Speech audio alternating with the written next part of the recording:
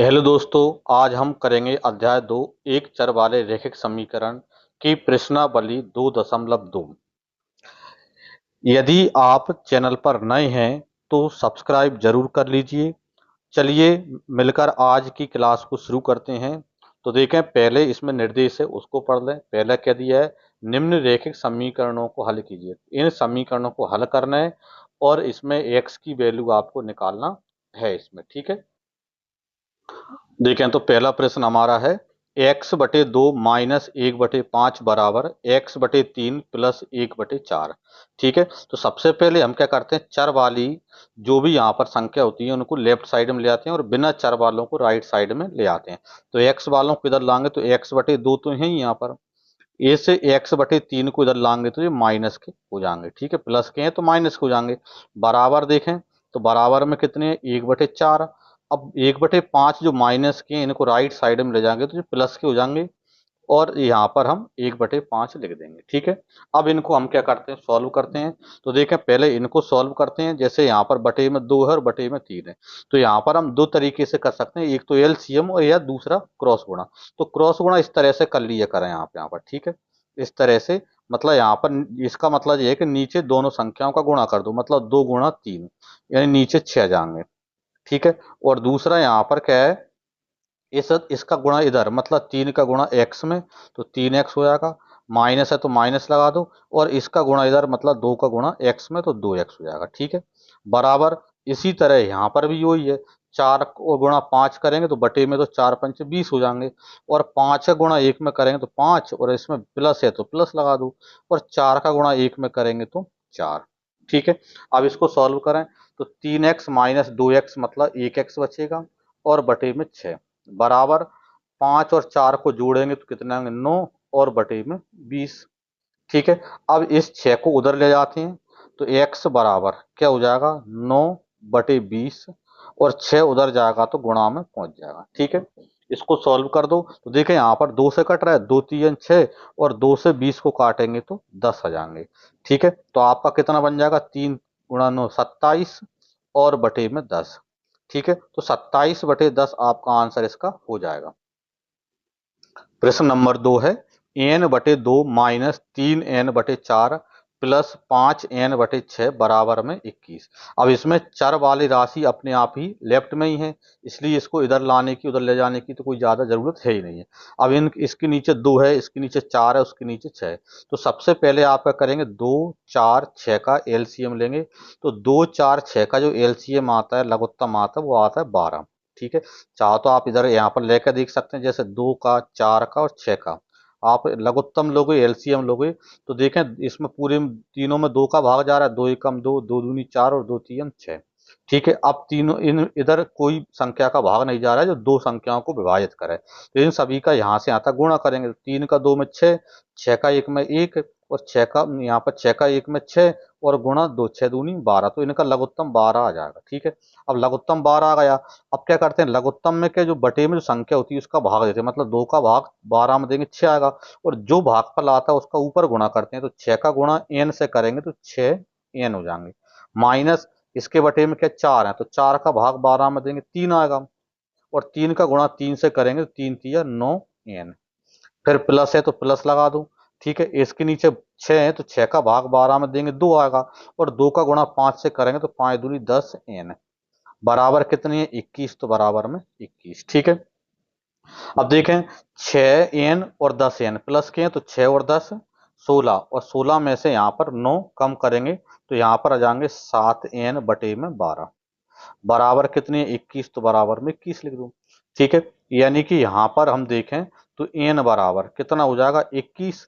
अब जिस 7/12 को राइट साइड ले जाएंगे तो पलट जाएंगे, मतलब 12 ऊपर चले जाएंगे और 7 नीचे जाएंगे।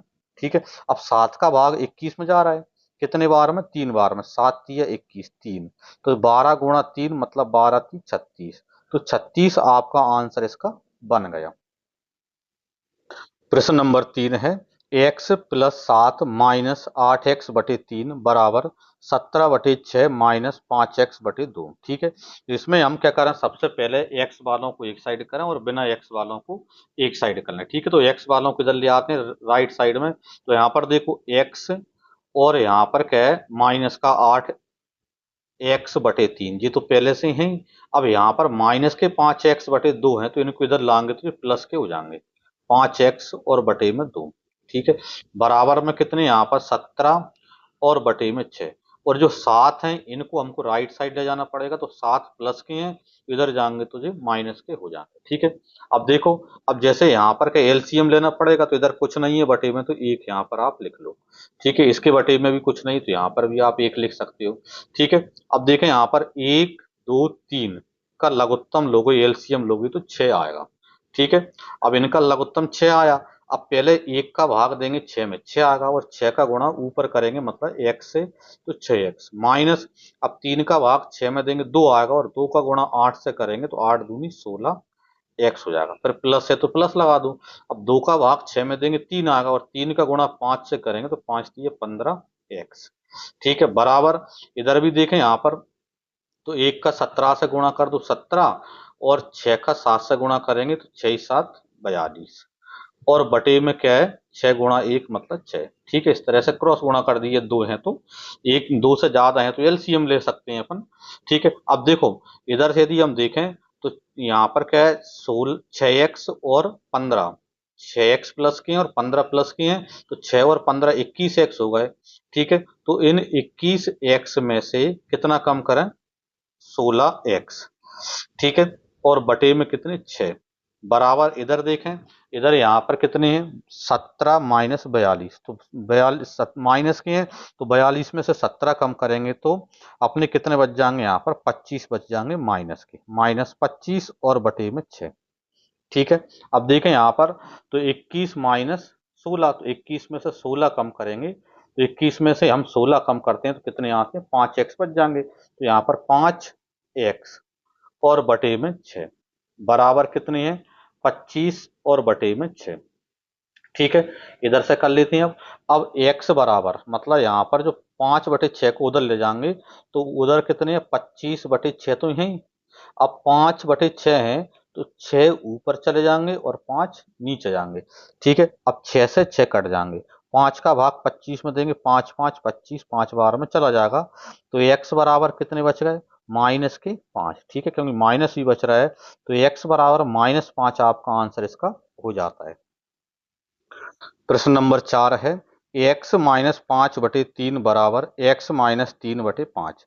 ठीक है, अब देखें जब बराबर है तो जो जो संख्या यहाँ पर जैसे 3 है तो 3 का इधर गुणा हो जाएगा और 5 का इनमें गुणा हो जाएगा। ठीक है, यदि प्लस माइनस होता है तो नीचे वाले का आपस में होता है, लेकिन बराबर है इसलिए इस तरह से गुणा कर देंगे। तो 5 का x में करेंगे, पहले 5x हो जाएगा, फिर माइनस, फिर 5 का 5 में करोगे तो 5 गुणा 5 25, बराबर 3 का इनमें करेंगे तो 3 का x में 3x, और 3 का 3 में मतलब 3 3 9। ठीक है, इतना तो कर ही लेंगे। अब हम क्या करें, x वालों को इधर ले आते हैं लेफ्ट साइड। ठीक है, तो 5x हैं, और जो 3x हैं प्लस के हैं तो इधर आएंगे तो माइनस के हो जाएंगे, बराबर कितनी है 9। ठीक है, अब 25 माइनस के हैं, उधर जाएंगे तो जो प्लस के 25 यहाँ पर बन जाएंगे।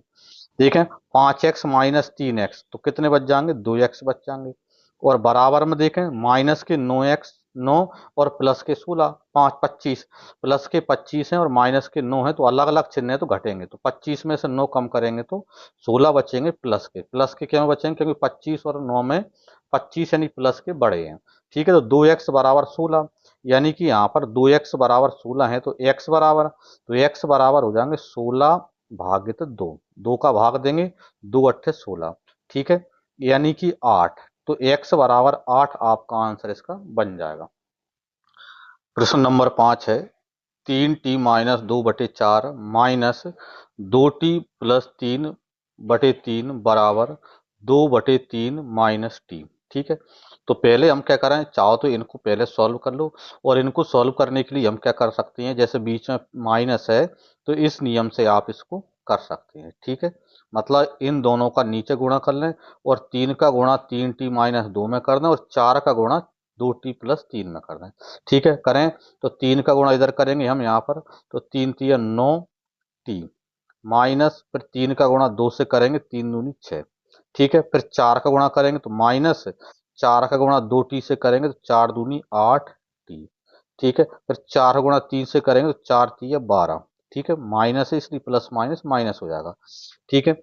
बटे में, तो बटे में 3 गुणा 4 इस नियम से, ठीक है, 12 बराबर कितनी है 2/3 और माइनस में टी, ठीक है। अब इनको सॉल्व करें तो देखें 9t और माइनस के 8t, तो 9t में से 1t 8t कम करेंगे तो एक बार t बच जाएगी। यहाँ पर माइनस के 6 और माइनस के 12 तो माइनस के 18 हो जाएंगे और बटे में कितने 12, ठीक है। और अब यहाँ पर देखो माइनस के जो t हैं इनको और हम इधर ले आए, तो ये माइनस के हैं तो प्लस के t हो जाएंगे और इसके बटे में कुछ नहीं है तो 1 लिख लो। बराबर कितनी है तो बराबर 2/3, तो बराबर 2/3, ठीक है। इनको भी इसी तरह से कर दें तो 1 का गुणा इधर करेंगे, ठीक है, और 12 का गुणा टी से कर देंगे और नीचे 12 और 1 का गुणा कर देंगे। तो 1 का गुणा करेंगे तो वही का वो आएगा, मतलब टी माइनस में 18 और प्लस 12 का गुणा टी से करेंगे तो 12t, ठीक है। और बटे में कितनी है तो बटे में टी 12 का 1 से गुणा करेंगे तो 12 बराबर कितने 2/3, ठीक है। यानी क्या हो जाएगा यहाँ पर देखो टी और 12t प्लस के हैं दोनों तो 12 और 1 13t, ठीक है, माइनस के 18, ठीक है। अब जो 12 बटे में है भाग में है तो इनको उधर ले जाते हैं तो गुणा में पहुंच जाएंगे, मतलब 2/3 और गुणा में 12, ठीक है। तो 3 का भाग 12 में जा रहा है, 3 चौको 12, ठीक है।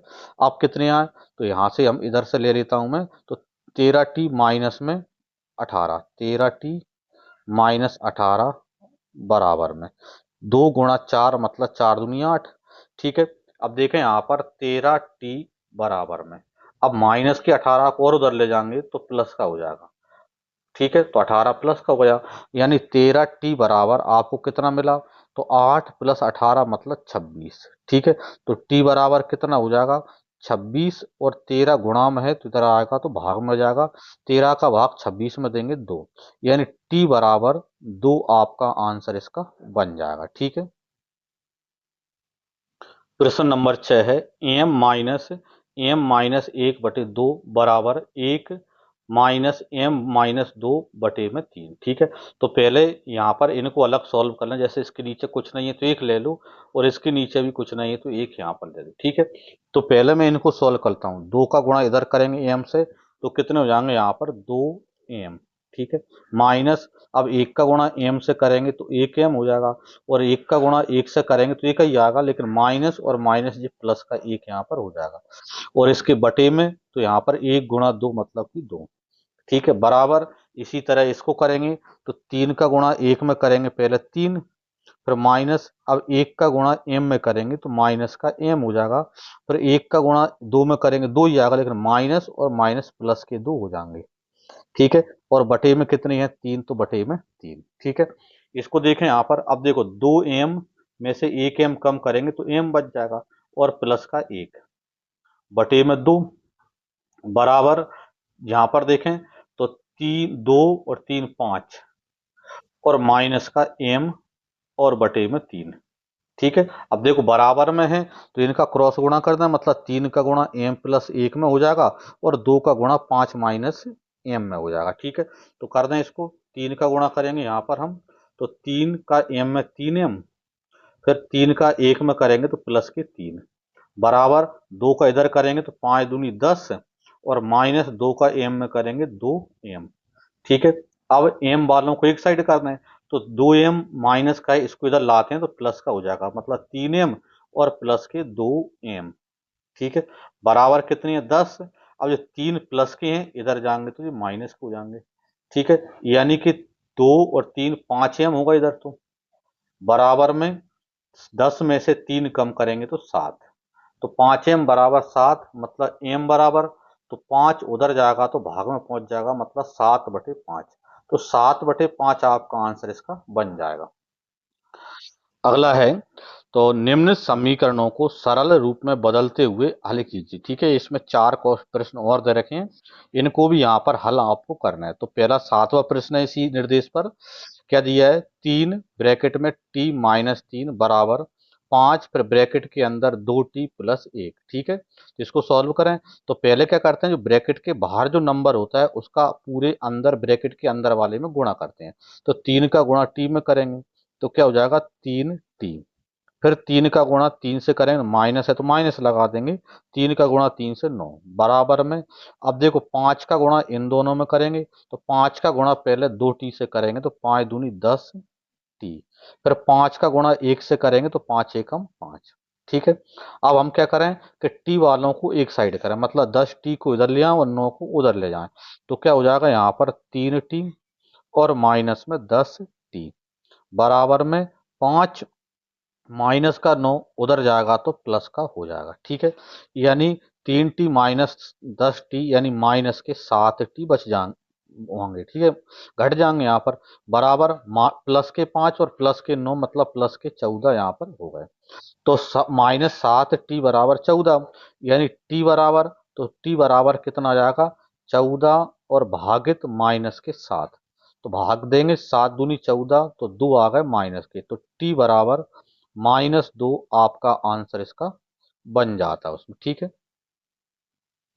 प्रश्न नंबर 8 है 15 फिर ब्रैकेट में बाय -4 -2 ब्रैकेट में बाय -9 +5 ब्रैकेट में बाय +6 बराबर 0। ठीक है, इसको क्या है सरल करते हुए इसको हल करना है। ठीक है, तो पहले क्या करेंगे, ब्रैकेट के अंदर 15 का गुणा करेंगे इन दोनों में। ठीक है, तो 15 का गुणा बाय से करो तो क्या हो जाएगा 15 बाय हो जाएगा।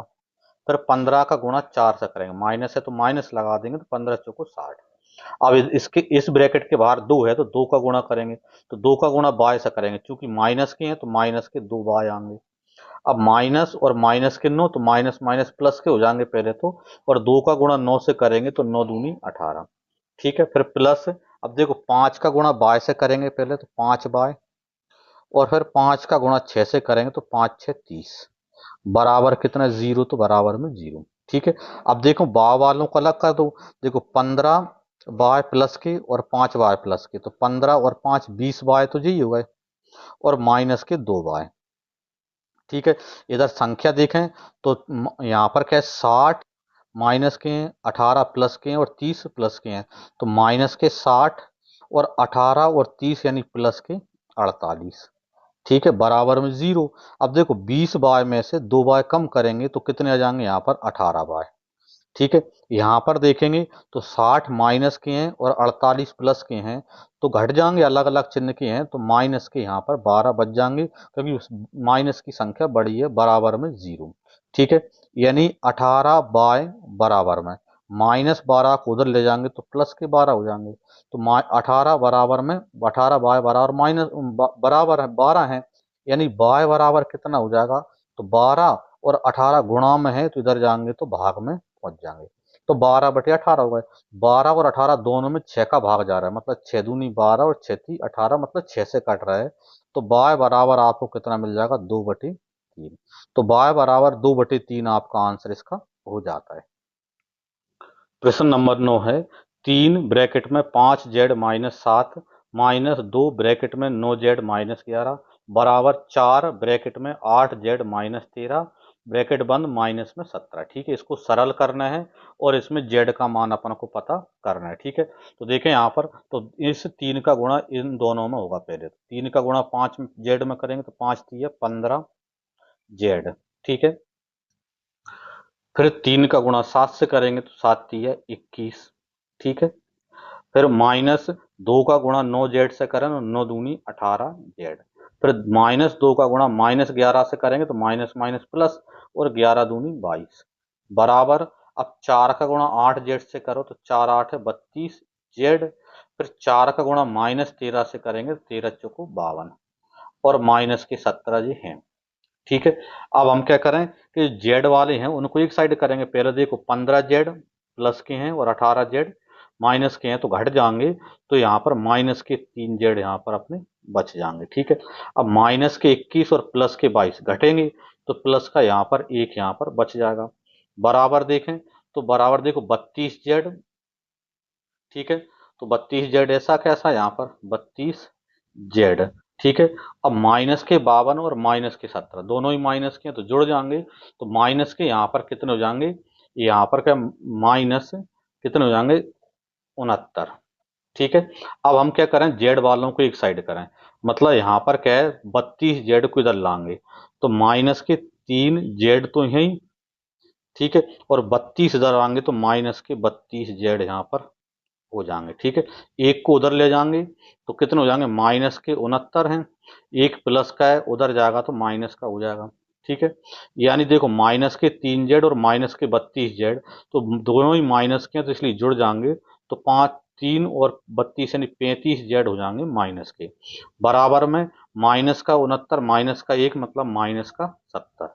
ठीक है, माइनस से माइनस कट जाएगा तो 35z बराबर 70 मतलब z बराबर, तो z बराबर हो जाएगा 70 भागित 35।